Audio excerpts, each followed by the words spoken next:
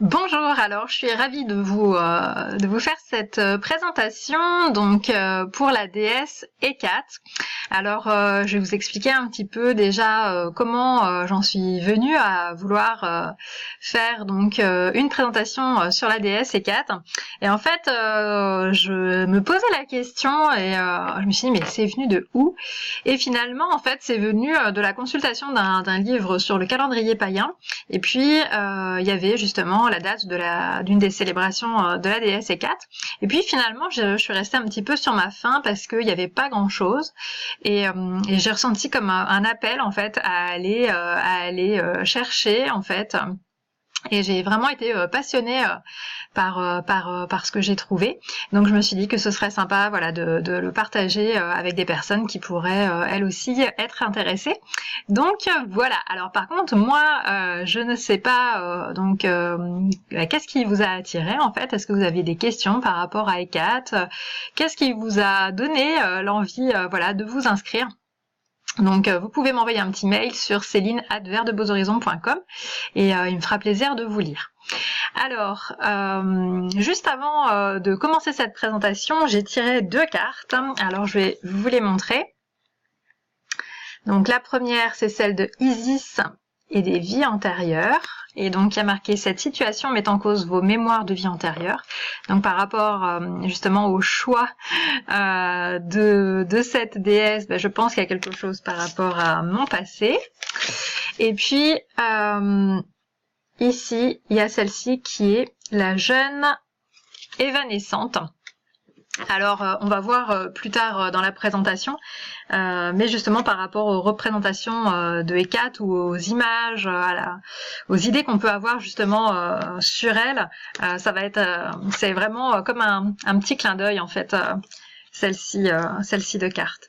Alors, je vais aussi me présenter avant de commencer. Donc, je m'appelle Céline Sauvé, je suis la fondatrice du site verdebeuxhorizons.com, qui est un site qui est dédié à l'amour et à l'épanouissement au féminin. Moi, je suis coach certifiée en séduction et relations amoureuses pour les femmes qui cherchent le grand amour. Je suis aussi énergéticienne spécialisée dans l'accompagnement des femmes. Et voilà. Alors, on va commencer. Donc les belles déesses, en fait, c'est l'idée que j'ai de, en fait, faire toute une série de webinaires et puis un programme où justement les belles déesses vont nous aider dans notre épanouissement. Alors les belles déesses, belles, il faut quand même que je précise parce que en fait c'est la façon dont j'appelle les différentes catégories de ma communauté. Donc il y a les belles célibataires, les belles spirituelles, etc., etc. Et puis il y a toujours un B majuscule puisque bien sûr ça va au-delà de la beauté physique. Alors, on commence. Donc, qui est Hécate? C'est une déesse de la mythologie grecque. Alors ici, je vous ai mis plusieurs représentations que on peut avoir. Donc ici, donc c'est sur un vase, mais il y a aussi bien sûr des sculptures. Donc on peut la retrouver dans pas mal de musées. Ensuite, c'est une déesse de l'hiver, et elle est donc associée à l'archétype de la vieille femme de l'hiver. On l'appelle la reine des sorcières.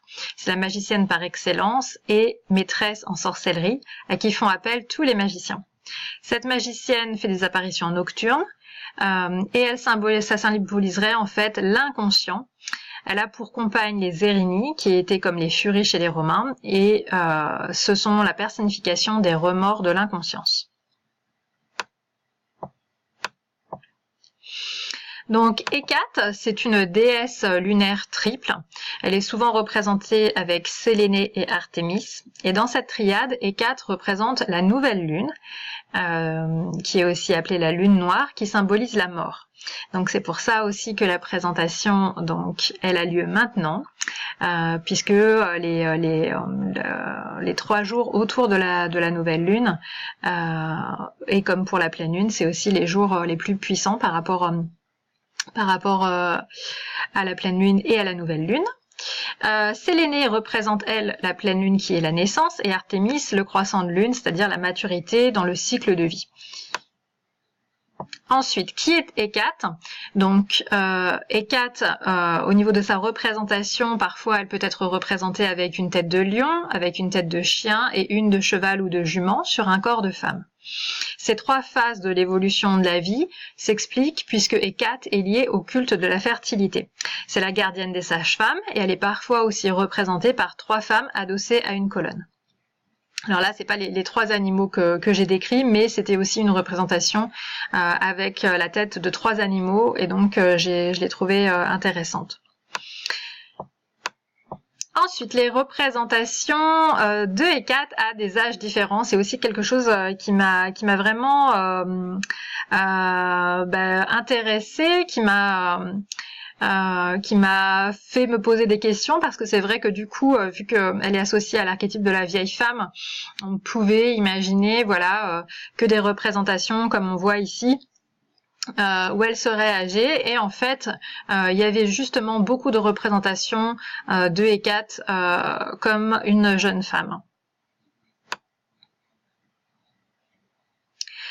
Ensuite, les surnoms de Hécate, c'était très intéressant aussi comme recherche, parce que Hécate ne serait pas un nom grec, les spécialistes doutent de cela, et plus généralement, il existe beaucoup d'incertitudes autour de ce nom et de ses dérivés. Donc certains suggèrent comme signification à son nom la lointaine, ou celle qui se tient au loin. Le nom d'Hécate ressemble à l'ancien égyptien Écho, qui veut dire magie. 2 anciens noms d'Hécate sont celle sans nom et puis la toute terrifiante. Mais on trouve aussi plein d'autres choses, celle qui éloigne le mal, celle de la terre, celle des chemins, porteuse de clés, celle qui soigne, la noire, céleste, lumière, porteuse de lumière, guide, gardienne des portes, le nom de mort et son séjour, celle des lieux obscurs, délivrance, aux 3 aspects et chemin triple. Donc ça, ce sont tous ces noms. Alors ici justement 3 chemins, le carrefour à 3 chemins, c'est exactement donc la représentation la plus courante de Hécate. Alors pourquoi 3 chemins? Il y en a un qui représente en fait le passé, il y en a un qui représente le futur, et le 3e chemin représente en fait l'univers des possibles, toutes les possibilités, et puis en général c'est justement le chemin qui est le moins emprunté. Et Hécate est aussi connectée à l'indépendance du féminin sur le masculin. Alors, au vu de son statut de déesse protectrice liée au culte de la fertilité, elle accorde la richesse matérielle et spirituelle, les honneurs et la sagesse, mais elle est aussi la déesse de l'ombre et des morts, celle qui suscite les cauchemars et les terreurs nocturnes, symbole des désirs secrets ou refoulés de l'inconscient. Et ici, on a cette belle image du chaudron.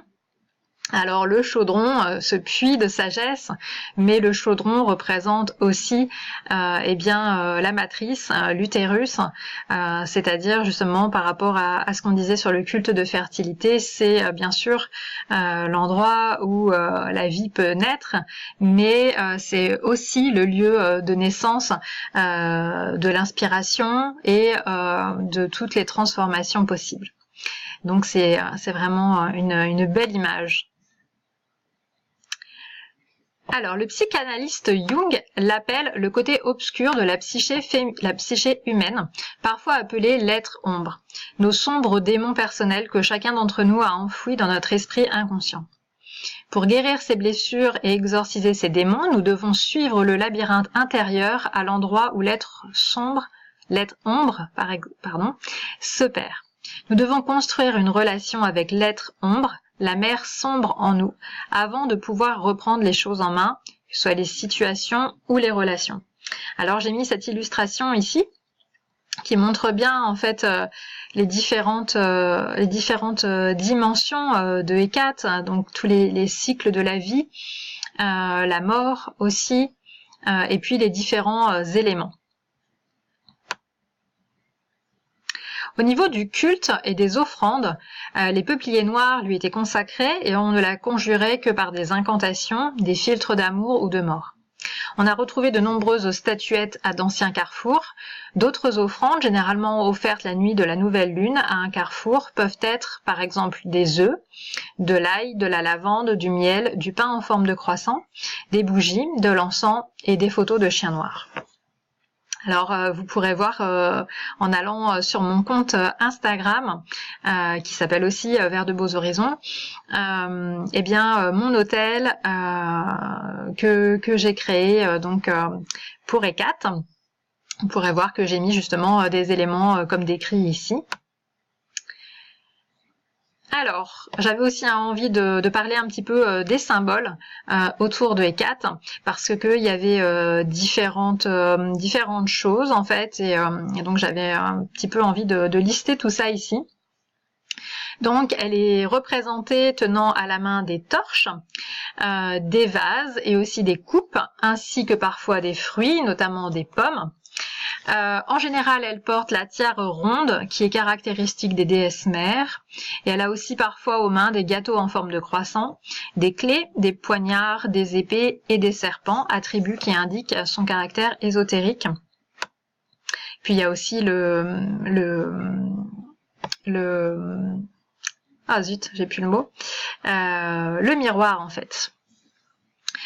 Ensuite, les symboles d'ECAT, maintenant on va parler de la roue d'ECAT, ce symbole qui ressemble à un labyrinthe, et puis où il y a justement 3 chemins qui représentent les 3 aspects de la déesse, la jeune fille, la mère et la vieille femme. Alors, pour moi, après avoir fait ces recherches, on voit que donc ECAT est entre l'ombre et la lumière.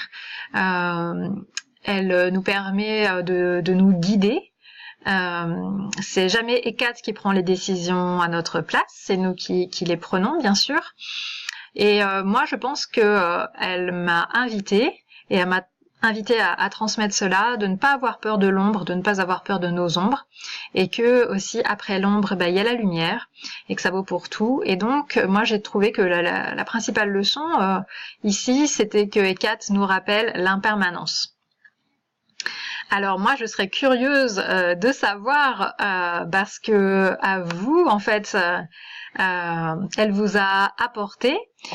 J'espère que cette conférence en ligne vous a plu, cette présentation, et puis que ça vous a apporté quelques éléments d'information et aussi d'inspiration.